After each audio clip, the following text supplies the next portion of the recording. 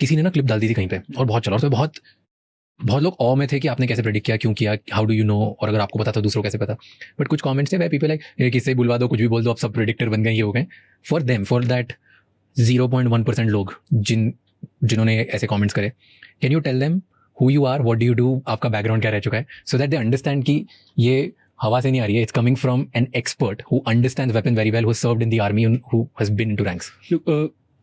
ठीक है, मतलब it's always people will be there, 0.% तो हमेशा रहेगा ही रहेगा। स्पेसिफिकली उसकी करते हैं, we talked a lot about that. ठीक है, people don't realise that it is not the clips that they see. Studio में बैठ के राज और गेस्ट लंबी बात करते हैं, and we discussed a lot of stuff. हमने उस दिन भी बहुत लंबी बात करी थी। We talked about the US bases जो उसमें हिट होंगे, हमने उसकी भी बात करी थी। हम उससे बियॉन्ड जाके बात कर रहे थे, because anyone and everyone can predict that the US basis will be hit. इस थॉट प्रोसेस से बाहर आ जाना चाहिए सारों को। यूएस के बेस जब हिट होंगे तो उसको दुनिया को कोई फर्क नहीं पड़ रहा। यूएस के बेसिस आर यूएस के bases to control Middle East. It is not randomly they are hitting Islamic States. There is always intelligence, बहुत सारा इंटेलिजेंस होता है, बहुत सारी चीजें आती हैं उनके पास भी, एंड देयर आर नेशंस जो उनके भी दोस्त हैं। Iran is not a isolated country, and everybody should get out of that thought process कि क्या है रिलेशनशिप। ईरान का भी रिलेशनशिप समझना जरूरी है।